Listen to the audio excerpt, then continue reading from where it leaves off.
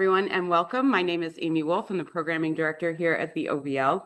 Thank you so much for joining us today for what promises to be a rich and evocative journey through the city of Boston, told not only through dates and events, but through the power of poetry. Boston is a place where history lives on nearly every street corner, from the echoes of revolution to the rhythms of modern city life.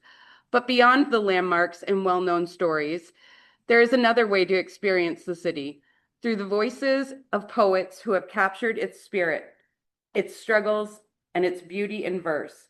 This afternoon, we're fortunate to have historian and author Anthony Sammarco with us to guide that journey. Known for his deep knowledge of Boston's past and his engaging storytelling, he brings a unique perspective that blends historical insight with literary expression. Please join me in welcoming Anthony Sammarco. Thank you very much. It's so funny because when I was asked to do this history in poetry, I kept thinking to myself, how do I actually find a well-rounded grouping of poems from the 17th century to the 21st century? And I hope you'll enjoy it. It's quite fun. Many people don't think of me as a poet. I am not. But the whole concept is that in history, you have to realize it's not just Jordan Marsh or S.S. Pierce or Filene's or Baker Chocolate, or my latest book, S.S. Pierce, A Boston Tradition, which just was published. You begin to realize that these are all things in some ways that affect different people in different society. And in some ways, Boston history and poetry is something that includes people of all walks of life, black, white, men, women, young, and old. So I hope you'll enjoy it. Well, one of the first people I speak of is Ann Bradstreet. And Anne Dudley Bradstreet was the first woman to be recognized as an accomplished New World poet. Her volume of poetry, The 10th Muse, lately sprung up in America, received considerable attention when it was first published in London in 1650. 8 years after it appeared, it was listed by William London in his catalogue of the most venerable books in England, and George III is reported to have a volume in his library. Bradstreet's work has endured, and she is still considered to be one of the most important early American poets. Well, she wrote this little poem. This poem to her husband, Simon Bradstreet, who was governor of Massachusetts Bay Colony, quote, before the birth of one of her children, unquote. She confesses that she is afraid of dying in childbirth, a realistic fear in the 17th century, and begs him to continue to love her after her death. She also implores him to take good care of their children and to protect them from a potential stepmother's cruelty. She said, and when thou feelest no grief as I, no harms, yet love thy dead who long lay in thine arms. And when thy loss shall be repaid with gains, look to my little babes, my dear remains. And if thou love thyself or lovest me, these, O protect from step-dame's injury. Very real.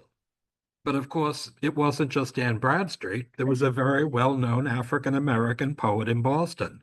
And in 1773, Phillis Wheatley accomplished something that no other woman of her status had done. When her book of poetry, poems on various subjects, religious and moral, bless you, appeared, she became the first American slave, the first person of African descent, and only the third colonial American woman to have her work published. She was brought to the New World and she was adopted by the Wheatley family of Boston. And seen here in a book that was published, it shows her on the left-hand side in a print, and it says, Phillis Wheatley, Negro servant to Mr. John Wheatley of Boston. Well, Mrs. Wheatley taught her to read and write, and she became a Christian, attending the Old South Meeting House. She was somebody who said in some ways in her poem, On Being Brought from Africa to America, in it, she expressed gladness that her enslavement brought her knowledge of God, but she also asserts her own identity as an African. She wrote this poem on being brought from Africa to America. 'Twas mercy brought me from my pagan land, taught my benign soul to understand that there's a God and there's a Savior too. Once I redemption neither sought nor knew, some view of our sable race with scornful eye. Their color, is a diabolic dye. Remember, Christians, Negroes black as Cain, may be refined and join the angelic train.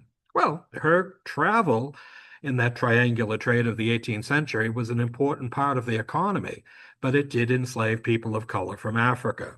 And during the period of the 1750 to 1790 period, she even wrote a book to George Washington. And this was a poem that she included to His Excellency General Washington. One century scarce performed its destined round when Gallic powers Columbia's fury found. And so may you, whoever dares disgrace the land of freedom's heaven-defended race. Fixed are the eyes of nations on the scales, for in their hopes Columbia's arms prevail. Anon Britannia droops the pensive head, while round increase the rising hills of dead. Our cruel blindness to Columbia's state, lament thy thirst of boundless power too late. Proceed, great chief, with virtue on thy side, thy every action let the goddess guide. A crown, a mansion, and the throne that shine, with gold unfading, Washington, be thine. He was somebody who was revered by people of all walks of life. And you had to realize in instances that during that period, it was a tumultuous time. The Boston Tea Party occurred in 1773. It was one of the major events during the period of 1770 until Boston had Evacuation Day. The Boston Massacre, the Boston Tea Party, and the Battle of Bunker Hill were things that actually solidified Boston's goal to be independent of Britain. Seen here in a print by Currier and Ives, it shows it during the daylight, but it was during the evening. But you can see the Mohawk Indians on the upper right-hand side, bare-chested, feathers in their hair, and their faces marked with charcoal, as being destroying something of over 340 chests of tea.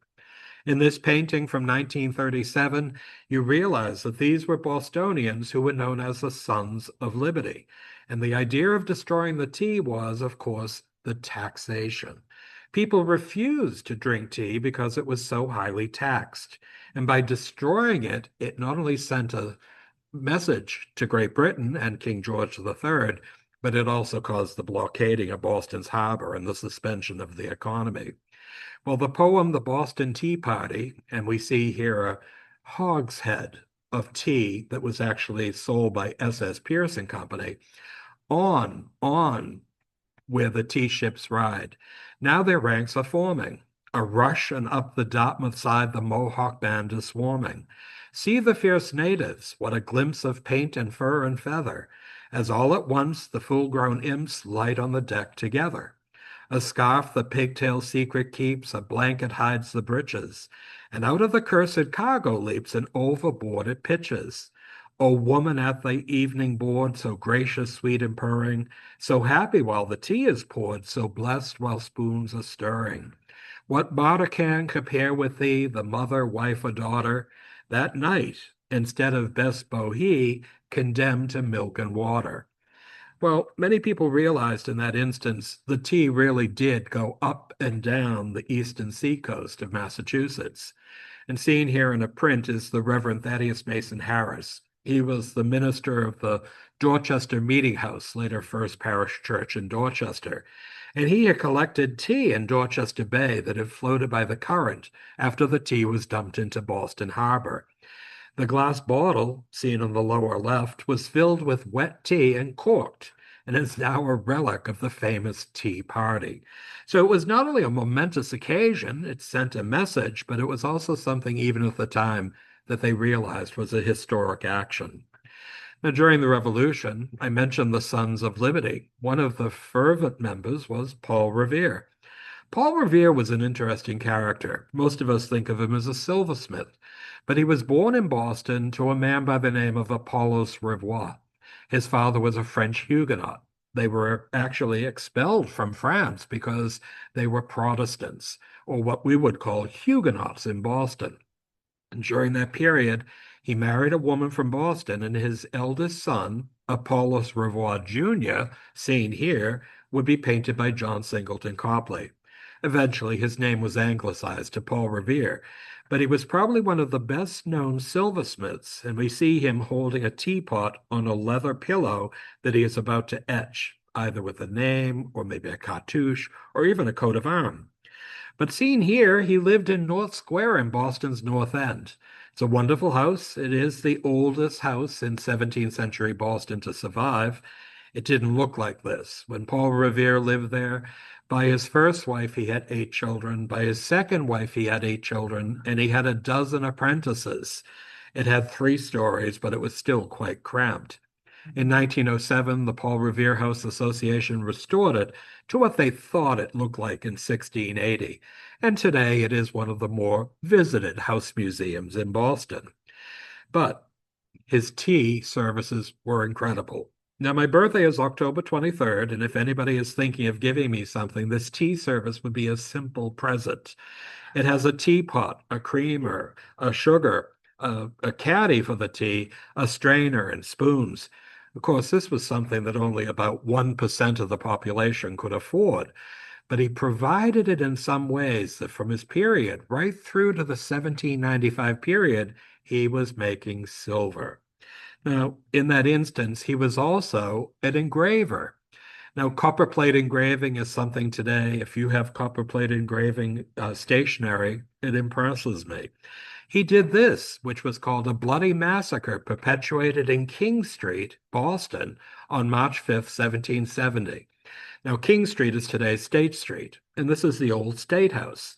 We remember, of course, the Boston Tea Party was something in 1773, but this was really the precursor to what became that 6-year aspect of actually expelling the British. We see the men on the left-hand side, colonists. No way were they innocent. They were throwing rocks and snowballs and ice at the British soldiers. Somebody yelled fire, and of course the British soldiers fired. They killed 5 men, but the whole aspect was Paul Revere did this print, and it was sent up and down the eastern seacoast, and they said there was a bloody massacre in Boston. Now, as I would say to my students at Boston University, if you heard the word massacre, you'd think hundreds, if not thousands, of people. It was a great propaganda ploy. Granted, 5 men were killed, but the whole idea was they were not as innocent as you might think. The British soldiers went to trial, and they were defended by John Adams, the second president of the United States, and were acquitted. But the whole aspect was that Paul Revere became an icon thanks to Henry Wadsworth Longfellow.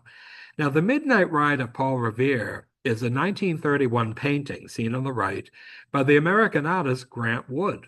It depicts the American patriot Paul Revere riding his midnight ride on April 18th of 1775. The perspective is from a high altitude as Revere rides through a brightly lit Lexington, Massachusetts. Now, Grant Wood is a fantastic artist, and I'm sure you know his painting, The Farmer and His Wife, and he's holding a pitchfork.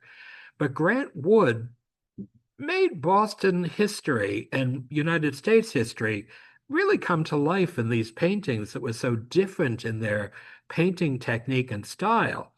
But also the fact that Henry Wadsworth Longfellow, seen here, was a noted poet and writer, and he retold the story of Paul Revere's Midnight Ride, taking the liberty to dramatize Revere's individuality, patriotism, and the fight for independence.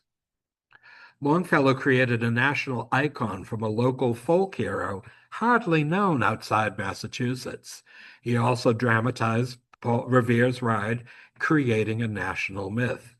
Now, Longfellow, educated at Bowdoin, taught at Harvard, and in that instance, he was probably one of the wealthier men in Boston. He married an Appleton heiress whose family owned the mills in Lowell and Lawrence.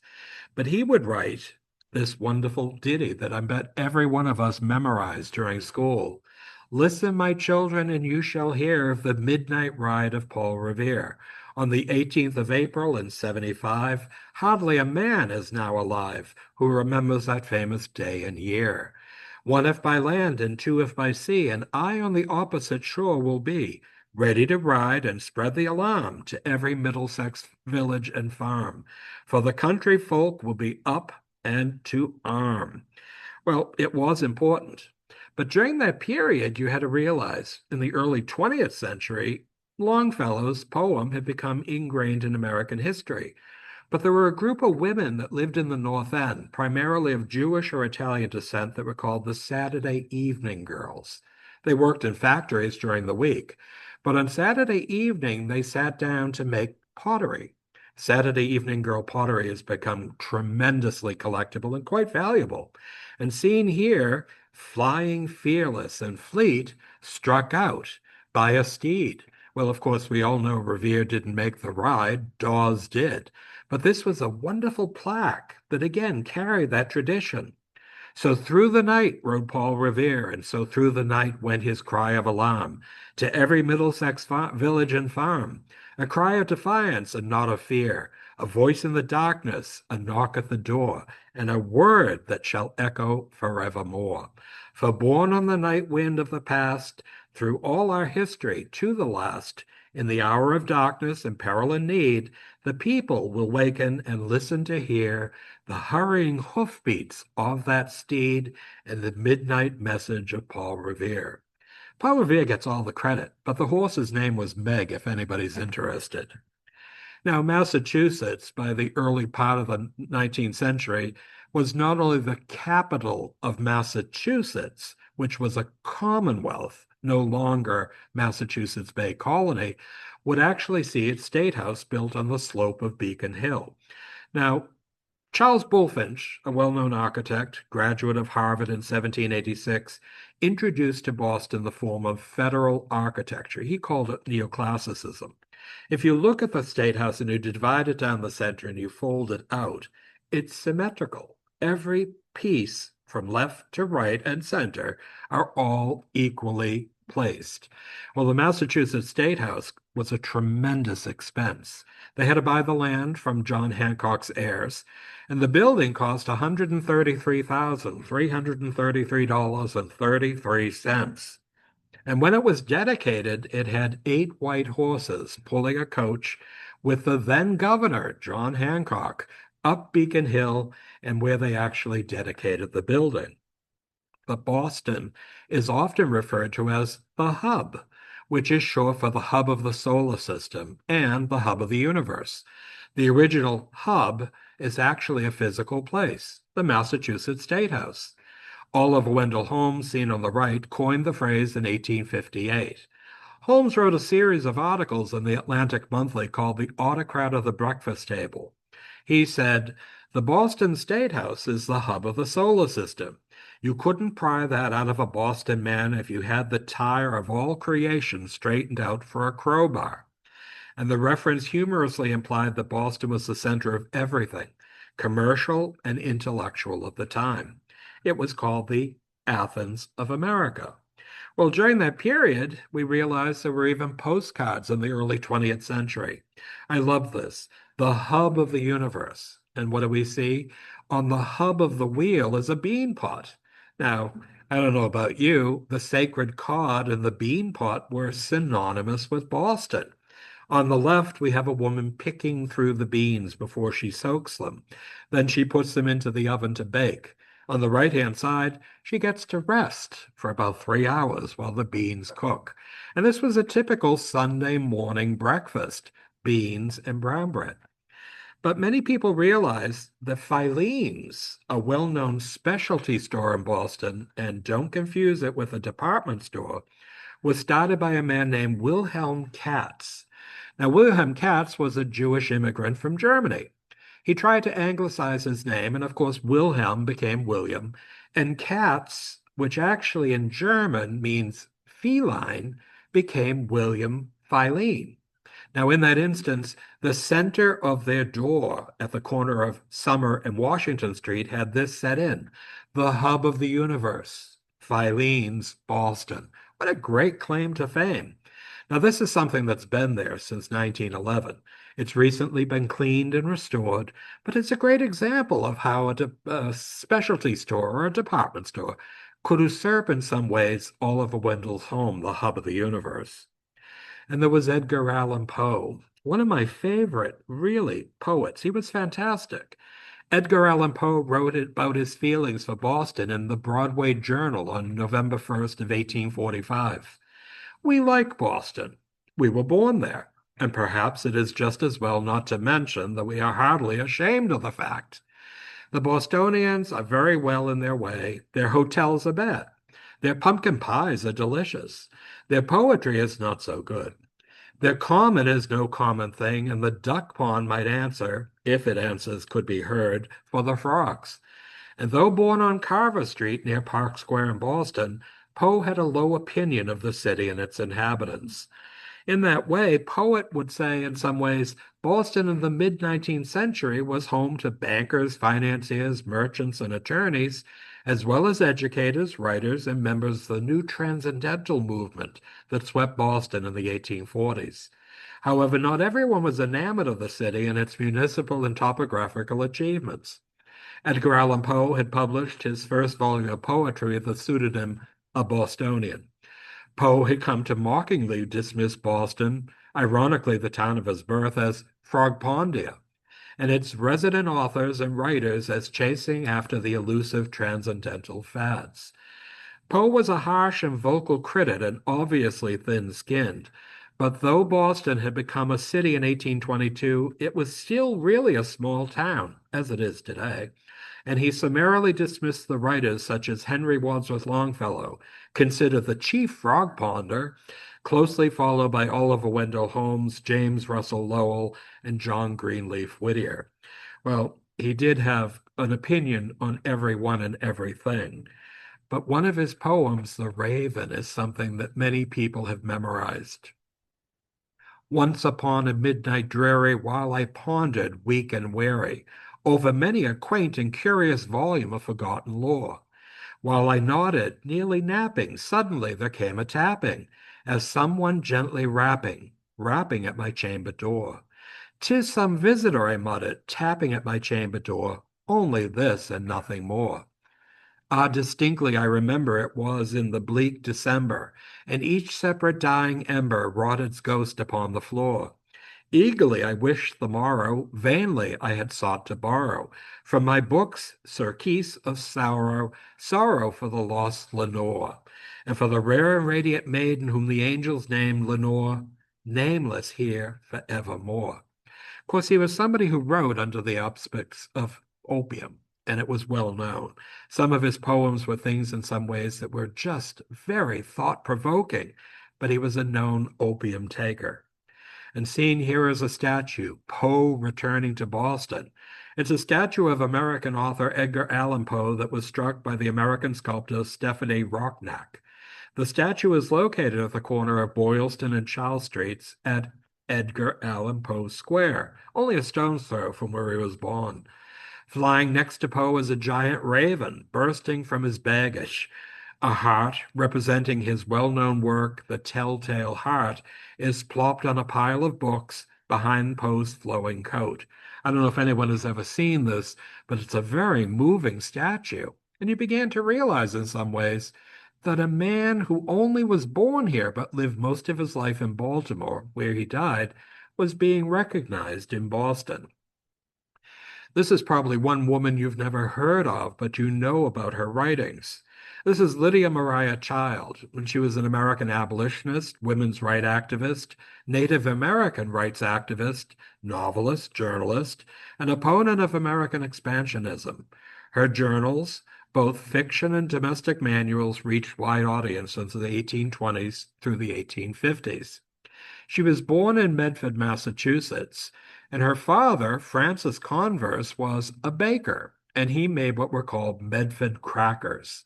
They're like a pilot cracker, and they were sold on ships that would basically have something that would not rot over 7 or 8 weeks. And he became quite wealthy.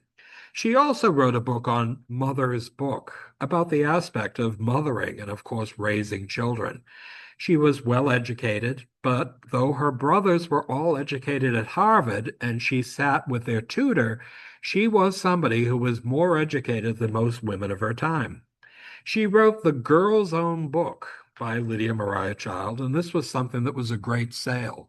She also wrote The Frugal American Housewife, that not only showed them how to run a house with economy, but also recipes. But probably her best known was A New England Boy Song, and I'm sure everyone knows it. Over the river and through the wood to grandfather's house we go. The horse knows the way to carry the sleigh through the white and drifted snow.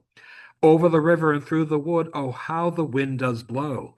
It stings the toes and bites the nose, and over the ground we go. Over the river and through the wood to have first-rate play.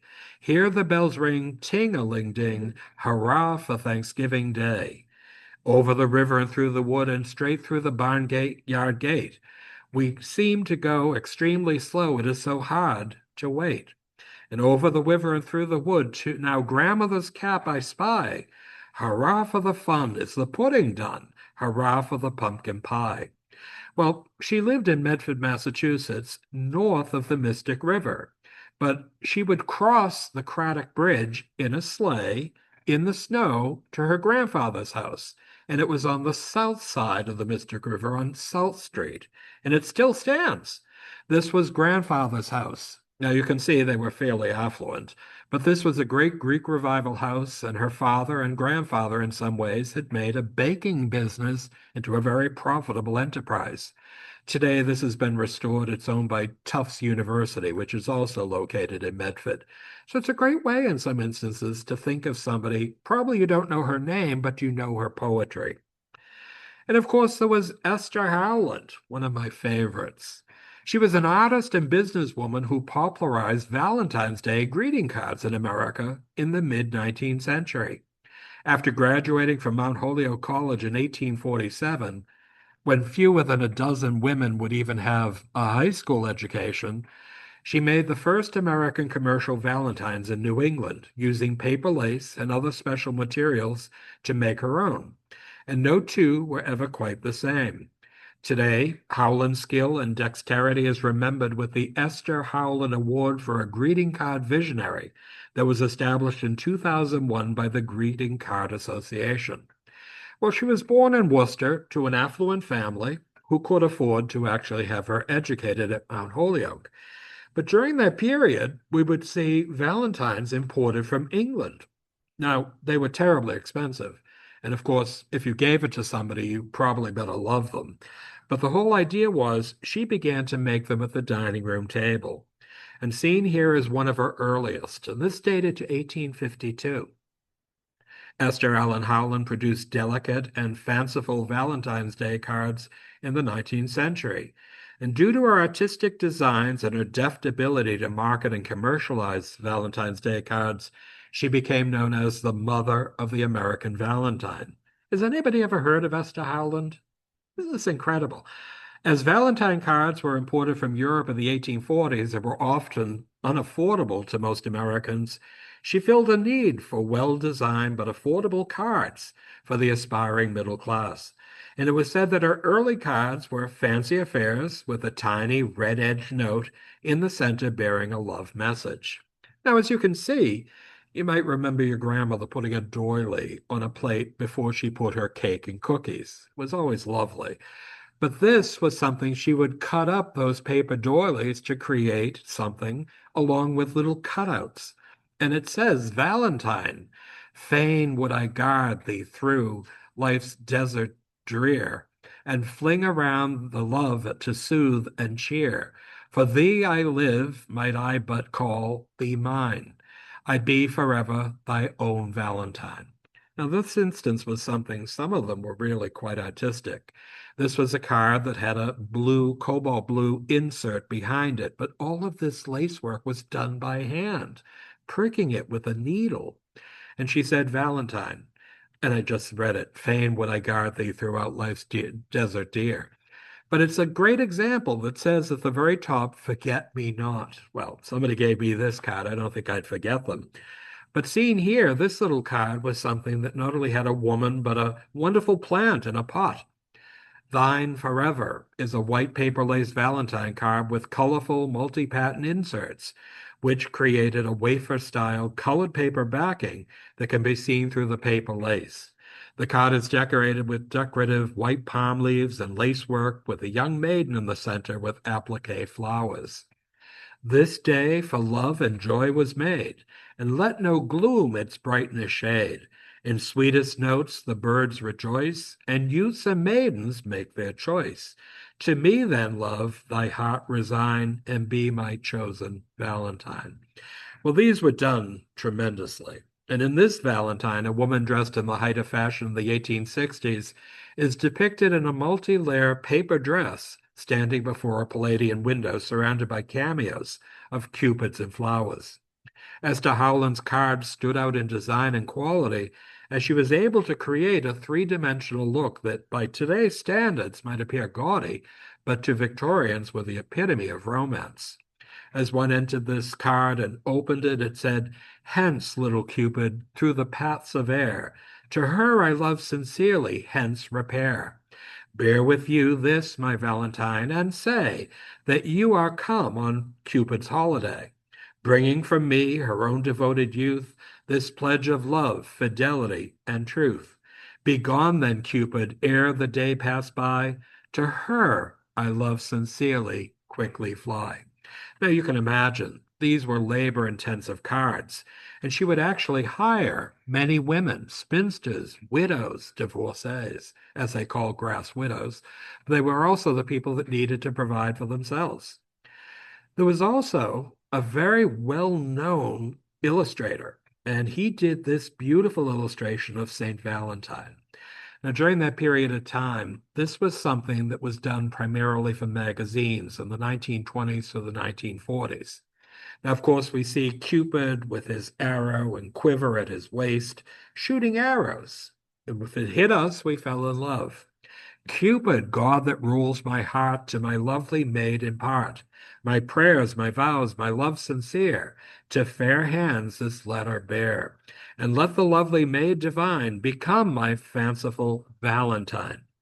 Well, that was something in some ways you realized was not only intriguing, but really quite beautiful. And Valentine's Day is again when we do receive love tokens, either from a hopeful love interest or either a husband or wife. Well, one area of Boston was called Marine Park. Today we call it City Point in South Boston. But during the latter part of the 19th century, it was developed as not just a beach, but a pleasure area. And in the instance, one of the things that they did was the Floating Palace Theater. Now you can imagine Boston. It's hot in the summer. Now the water was always cool, but not everybody had a boat, let alone a yacht. So this had a capacity of 1,700 people, and it was the coolest spot on earth. And it actually was an amusement company, and it was now at Marine Park at Silly Point. This was something you began to realize. For 75 cents, you could actually go and listen to not only musical productions, Sullivan dances, as well as all sorts of different things such as body talk. But it was a beautiful aspect because Marine Park was now being developed as a place that attracted Bostonians for the nickel car fare from downtown. This was called the Head House, and it was designed by Edmund March Wheelwright, the architect of Horticultural Hall in Boston and the former Boston Opera House. This had been entered into the 1893 World's Fair in Chicago and was brought back to Boston piece by piece and erected in South Boston. It had 2 restaurants, an ice cream shop, and most importantly, relief stations. We call them bathrooms today. But directly behind it, it had a 200-foot pier that projected into Boston Harbor. And again, on hot evenings, Saturdays and Fridays, we'd see not only electric lights, but bands where people could dance. It was something that was not only an attraction, but it began to develop the aspect of going to the beach. Now, in that instance, by 1912, so many people were going that the city of Boston not only opened what they called Franklin Park Zoo, but they opened the aquarium at City Point. Now, I love this advertisement. When sightseeing, visit the aquarium at City Point via the Boston Elevated. Do you all remember the elevated train between Charlestown and Forest Hills? Well, the elevated line had stock even in streetcars. And the streetcar would come out from Boston down, of course, Broadway and end at Marine Park. So for a nickel, you could go and simply walk the beach or go to the aquarium. I don't remember the aquarium. It was demolished when I was a very young child. But seen here, it was designed by William Downes Austin. He was a very important architect, but very few of his buildings survive today. He did the Elephant House and the Bird House at Franklin Park. He also did the Speedway, which is actually in Allston. It's now been developed for commercial shopping. And he designed the Peabody Square Clock in Dorchester's Ashmont Station. But this was a building that not only had some classical details, but it also had a Spanish red tile roof. It was pink stucco. And when you entered into that doorway, you came into an area that had over 75 individual aquariums. Now, this was flushed with ocean water every single day, so everything was very clean. But you had exotic fish, you had seals, you had turtles, and all sorts of marine life. And you can imagine the aroma from not only the salt water, but also the wonderful fish. This was something that not only attracted thousands of people on a weekly basis, especially on the weekend, but it was free and open to the public. But during the period of the 1930s, the Great Depression impacted not just our finances, but also the upkeep of many of these buildings. We saw tremendous amounts of disregard of buildings that were owned by the city. And it was something that the poet Robert Lowell in 1952 would write a poem about the South Boston Aquarium. He said, "The old South Boston Aquarium stands in a Sahara of snow now. Its broken windows are boarded." This is 1952. "The bronze weather vane cod has lost half its scales. The airy tanks are dry. Once my hand crawled like a snail on the glass. My hand tingled to burst the bubbles drifting from the noses of cowed compliant fish. My hand draws back. I often sigh still for the dark, downward, and vegetating kingdom of the fish and reptile. The aquarium is gone. Everywhere, giant fin cars nose forward like fish. A savage civility slides by on grease." Well, in that instance, he does say the dark, downward, and vegetating kingdom. It was something I was heard that had a noxious effluvia that could knock you over. But it was something in some ways to realize this was a major part of Boston in the period before World War II. But many people who were well-known poets weren't just typical Bostonians. Kahlil Gibran. This was a very well-known immigrant from Syria. And when he came here at the age of 13, he was somebody in some ways that not only became a male model, he would actually be photographed, but he also became somebody who was respected as a poet. And seen here, it says, "Then a woman said, 'Speak to us of joy and sorrow.' And he answered, 'Your joy is your sorrow unmasked, and the self-famed well from which your laughter rises, often sometimes filled with your tears. And how else can it be?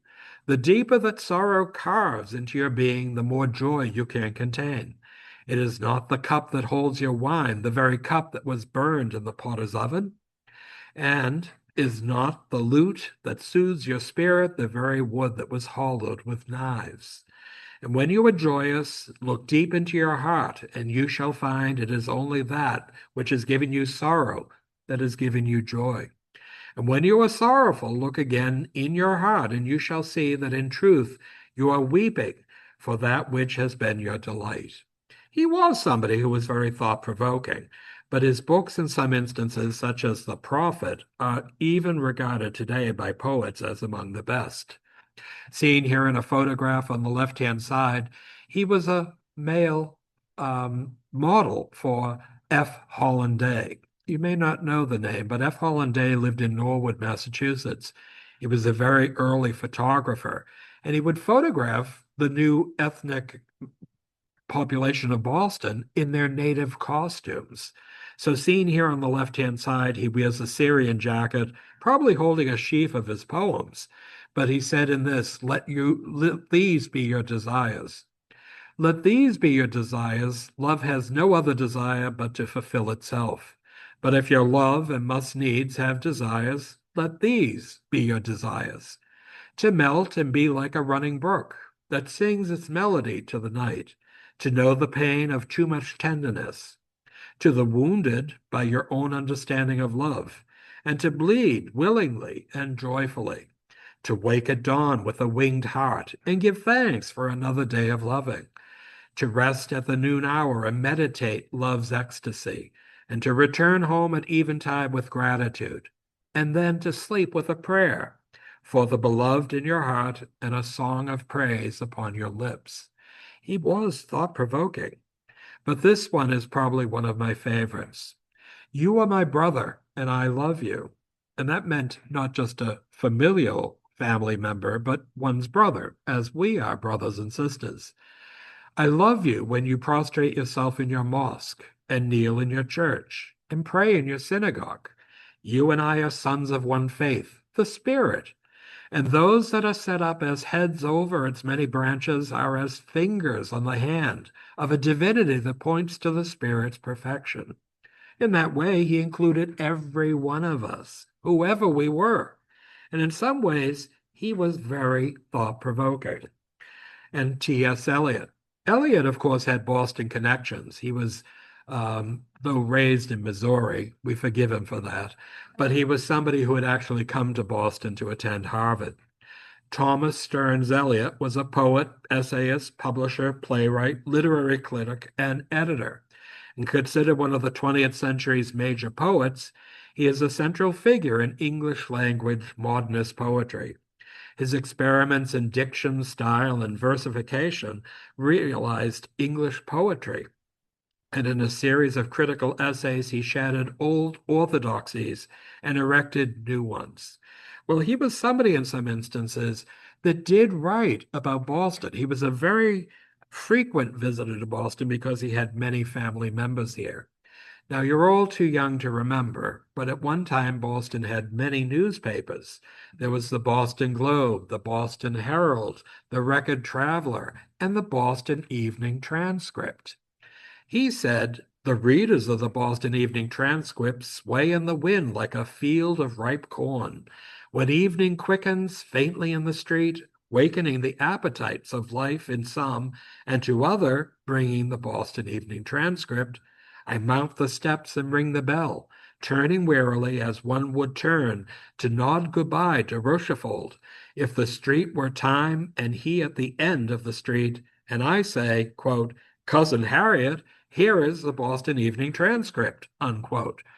Well, at that time, they had a daily newspaper and an afternoon newspaper, which was pretty unusual. But when I was a child, I remembered post offices delivering mail twice a day. Now, in that instance, in 1946, T.S. Eliot was invited to Buckingham Palace to read for the King and the Queen, but not his own verse, which Tom didn't think the royals would understand. 2 years later, he received the Nobel Prize and the British Order of Merit. Cambridge and Oxford made him an honorary fellow, and 18 universities gave honorary degrees. France made him an officier de la Légion d'honneur, and the United States gave him its Presidential Medal of Freedom, and Time put it on its cover. You can see it on the right-hand side. He was a very, how one might say, rigid person, but he was also somebody who was well respected. Now, in that way, one of his poems was called The Wasteland, and this was actually in regards to World War I. April is the cruelest month, breeding lilacs out of the dead land, mixing memory and desire, stirring dull roots with spring rain. Winter kept us warm, covering earth in forgetful snow, feeding a little life with dried tubers. Summer surprised us, coming over the Santa Gabis. With a shower of rain, we stopped in the colonnade and went on in sunlight, into the Hofgarten and drank coffee and talked for an hour. And when we were children, staying at the Archduke's, my cousins, he took me out on a sled, and I was frightened. He said, Marie, Marie, hold on tight, and down we went. In the mountains, there you feel free. I read much of the night and go south in the winter. The rebirth of the land after the dead of World War I showed that lilacs still came back, though horrible that was. And here, Josephine Preston Peabody, a young lady who actually graduated from Girls Latin School in Boston and later Radcliffe. She wrote A Far Off Rose. Far off rose of long ago, an hour of sweet, an hour of red, to live, to breathe, and then to go into the dark ere June was dead. Why say then Rosa shall return with every year as years go on? New springtime and strange bloom, my rose, and alien June, but thou art gone. Unlike today, where we have floribunda roses that seem to bloom all summer long, the month of June was incredible. It was only then that roses would bloom. And she, her family, which owned Kidder Peabody, was a great example in some ways of an educated woman who also realized the beauty of that single rose. And Amy Lowell, now this was a quite an important woman, but very stern and, how one might say, outre. Amy Lowell was a poet, performer, editor, and translator who devoted her life to the case of modern poetry. Quote, God made me a businesswoman, unquote. Lowell is reported to have quipped, quote, and I made myself a poet, unquote. During a career that spanned just over a dozen years, she wrote and published over 650 poems. She is best remembered for bringing the imaginism of Ezra Pound and Hilda Doolittle to the attention of Americans, but her work has many facets. A flamboyant woman whose behavior belied her upbringing in a proper and prestigious New England family, she flouted convention with her proto-feminist poetry and unabashedly public persona. Often she read her poetry smoking a cigar. She did come from a good family. Her brother was President Lowell of Harvard, but in many instances, she was part of the Boston Brahmin elite. And she wrote a poem on the Boston Athenaeum, and this is the fifth floor. Thou dear and well-loved haunt of happy hours, how often in some distant gallery, gamed by a little painful spiral stair, far from the halls and corridors where throng the crowds of casual readers, have I passed long, peaceful hours, seated on the floor of some retired nook, all lined with books, where reverie and quiet reign supreme. Above, below, on every side, high shelved from the careless grasp of transient interest, stand books we can but dimly see. Their charm, much greater than their titles, are unread. While on a level of the dusty floor, others are arranged in orderly confusion, and we must stoop in painful posture while we read their names and learn their histories. Boston was an interesting place. But there was also a man in the mid-20th century, Robert Frost, who actually is one of the poets that is quite well known. He's a poet of my club, the St. Botolph Club, and his portrait hangs in the great meeting room. Robert Frost's position in American letters was cemented with the publication of North of Boston. And in the years before his death, he came to be considered the unofficial poet laureate of the United States. On his 75th birthday, the United States Senate passed a resolution in his honor which said, quote, his poems have helped to guide American through thought and humor and wisdom, setting forth to our minds a reliable representation of ourselves and of all men, unquote. In 1955, the state of Vermont named a mountain after him in Ripton, and the town of his legal residence. And at the presidential inauguration of John F. Kennedy in 1961, Frost was given the unprecedented honor of being asked to read a poem. Frost wrote a poem called Dedication for that occasion, but could not read it given the day's harsh sunlight. So in many instances, looking at him, you began to realize, well respected, his poetry was quite intriguing. Oh, give us pleasure in the flowers today, and give us not to think so far away, as the uncertain harvest keeps us here all simply in the spring of the year.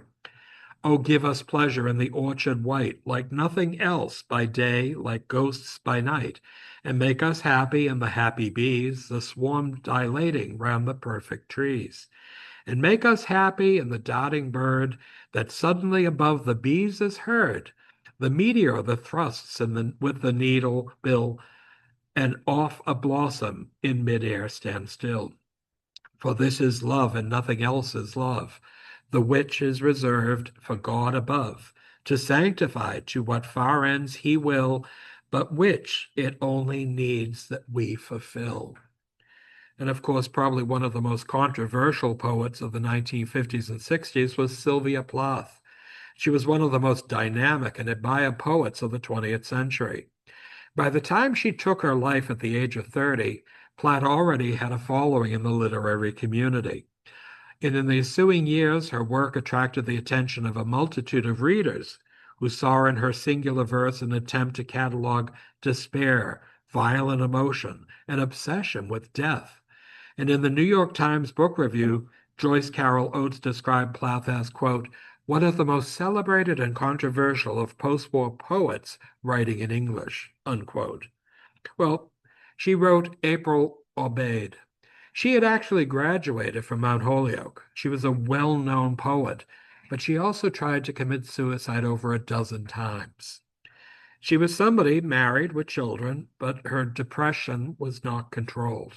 She wrote, worship this world of watercolor mood in a glass pagodas hung with veils of green, where diamonds jangle hymns within the blood, and sap ascends the steeple of the vein. A saintly sparrow jargons madrigals to waken dreamers in the milky dawn, while tulips bow like a college of cardinals before the papal paragon, the sun. Chrysalis in a spendthrift of snowdrop stars, where on peak-fluted feet the pigeons pass, and jonquils sprout like Solomon's metaphors. My love and I go garland with grass. Again, we are deluded and infer that somehow we are younger than we were. In some ways, one of the people also, Bill Knott, seen here on the right, was somebody that, quote, as dense as some of his poems can be, they rarely defeat comprehensibility. Some are so lucid and straightforward, they are like a punch in the gut, or one's first great kiss. His intense focus on every syllable and the sound of every syllable in relation to nearby sounds is so skilled that the poems often seem casual. Art hides art. Not taught at Emerson College for over 25 years. He received the Iowa Poetry Prize, a Guggenheim Fellowship, and 2 fellowships from the National Endowment for the Arts, among the other honors and awards. But he wrote this, Merry No Round. The wooden horses are tired of their courses and plead from head to hoof to be fed to a stove. Remember, they're made of wood. In the leaping, lunging flames, they'd rise again, flared manes snapping like chains behind them. The smoke would not blind them, as do these children's hands. Beyond our cruel commands, the fire will free them, when, as once, the artisan, when, out of the trees, they were nagged into this neigh. The carousel was a fun thing, but these horses had a soul. And of course, seen here at the end, Boston history and poetry. And John Colin Bossidy wrote this little ditty, Boston. And this is good old Boston, the home of the bean and the cod, where the Lowells talk to the Cabots and the Cabots talk only to God. Here's to old Massachusetts, the home of the sacred cod, where the Adamses voted for William Douglas and the Cabots walk with God. William Douglas was the candidate in 1941 for governor, so this was written that year. But here with a can of B&M, Boston's best baked beans, the sacred cod, and of course, Brahmin Boston, now translated into a descendant of Irish immigrants, John Fitzgerald Kennedy on the day of his inauguration, in a top hat and top coat. Poetry is something in some ways that I bet every one of us could write. But poetry is something should reflect not just ourselves, but the world around us. And poetry, especially in Boston's history, can also include people that go the gamut from Ann Bradstreet and Phyllis Wheatley, right through to, of course, John Bossidy. I hope you enjoyed it. It's a great aspect for an afternoon in early May. Thank you very much. Does anybody have any questions or comments or want to recite a poem of your own? Any questions? Please. L that ran from the North Station to the South Station? Yes. Was that L? Elevated railway. And the reason they built that was when people came into North Station, but they were going south on the train, they would take the elevated railway. Now, it could take you to Rose Wharf, it took you to Commercial Street, Atlantic Avenue, but then into Dewey Square. That was torn down in 1942 for scrap metal, but it was actually right through Commercial Street, well, um, from North Station, Commercial Street and Atlantic Avenue.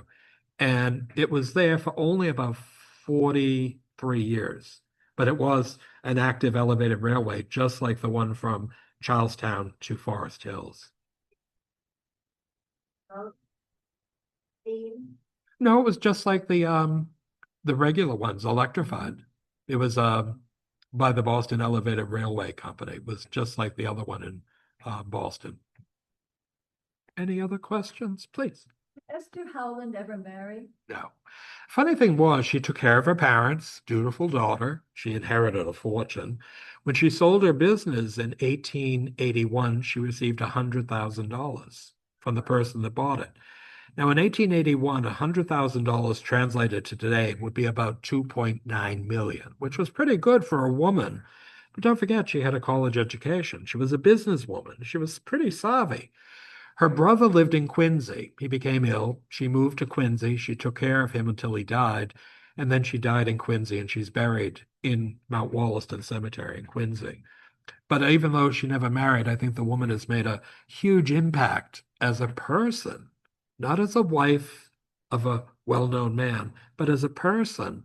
And sometimes you realize her cards on Valentine's. Now, if you know, I did a book on Valentine's Day as well, that this woman was really quite an interesting woman. I think she was probably a very lonely woman, but in a lot of ways she had 40 women working in a assembly line doing these cards, and it provided income. So if you sold a company for $100,000, these women were paid a remunerative wage. So she was a pretty important woman as a businesswoman as well. Do you have a question? Yes. I'm actually a descendant of Ann Bradstreet, Ah, and my favorite poem of hers is To My Dear and Loving Husband. yes. If ever two were one, then surely wait. If ever man were loved by wife, then thee. If ever wife were happy in a man, compare with me, you women, if you can. I prize thy love more than whole my gold, or all the riches that the east doth hold. My love is such that rivers cannot quench, nor aught but love from thee give recompense. Thy love is such I can no way repay. The heavens reward thee manifold, I pray. The while we live in love with that so preside, it's ever, and when we die, may we live forever. That's lovely. Thank you for reciting that. I can't believe it. You have it off the top of your head. It's like some of the things I memorized too. It does, but I mean, you have to realize this is a woman in 1630 Boston. She's a Puritan. She came to the New World seeking religious freedom. But you had to realize the Puritans were a fairly affluent, well-educated grouping of people, unlike the Pilgrims or Separatists that settled Plymouth. Many people in Boston in the 17th century came from aristocratic families, and many of them were landed gentry. But I think you have to realize the aspect of a male-dominated society at that time was prevalent. But here was a woman that her poetry survives. You know, it's quite nice. What about Phyllis Wheatley? I mean, her poetry survives. A slave. Granted, she was freed eventually when the Wheatleys died. But I think in a lot of ways you say, what is poetry? It's so much more than just a little ditty or a rhyming tune. I think in a lot of ways I always think of rhymes, but I think many poets actually go the gamut and create something that is thought-provoking. Any other? Oh, please. Yes. Why do you think the colonists disguised themselves as Mohawk Indians instead of just being who they were? Well, one of the things was Boston was under a siege. There were lots of British in Boston. So if they recognized you, you were a traitor, but you were also a person destroying goods. You'd be executed. So what they did was to rub charcoal on their faces and, create a shawl and put feathers in their hair. I'm sure you could recognize who they were. but it was done in the cloak of darkness. And it was something in some ways that people kept the British at bay. And I shouldn't say British because we were a colony of Britain. We were British as well, but the soldiers. So I think in some ways they tried to diffuse recognition. And that was one of the reasons they did that. I don't know why they called them Mohawk Indians. The Mohawks weren't even in Massachusetts. Maybe they should have called them the Massachusetts or the Neponset tribe of Massachusetts Indians. I guess the feathers were nicer for the Mohawks. Any other questions? Well, thank you so much for coming. I really appreciate it.